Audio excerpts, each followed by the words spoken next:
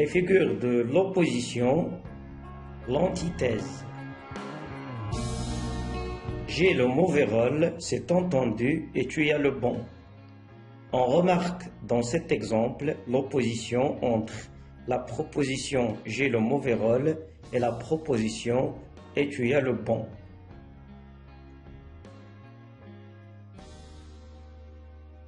Nous pouvons dire donc que l'antithèse rapproche des termes opposés à l'intérieur d'une phrase, mettant en relief une contradiction, un parallèle ou un conflit.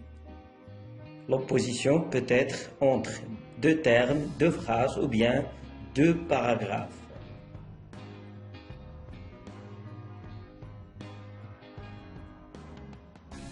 L'antithèse permet de marquer des oppositions entre deux réalités. Par exemple, puisque le jour ne paraît pas encore, que faire de la nuit?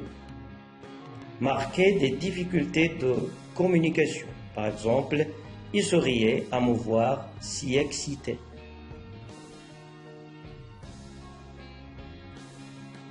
L'antithèse permet aussi de marquer des contrastes, des conflits ou un parallèle.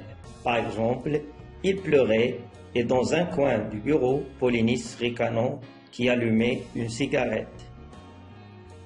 Dégager des changements brusques ou inattendus. Par exemple, j'ouvris les yeux, vite, je les refermais. Marquer une ironie pour critiquer, pour dénoncer. Par exemple, ces 12 jurés qui avaient veillé pendant que je dormais.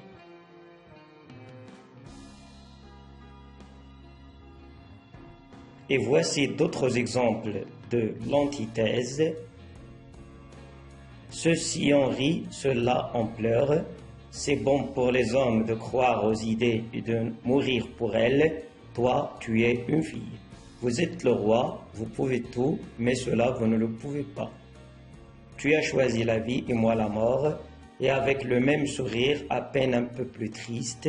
Pour ton père non plus, je ne dis pas le bonheur, et n'en était pas question le malheur humain.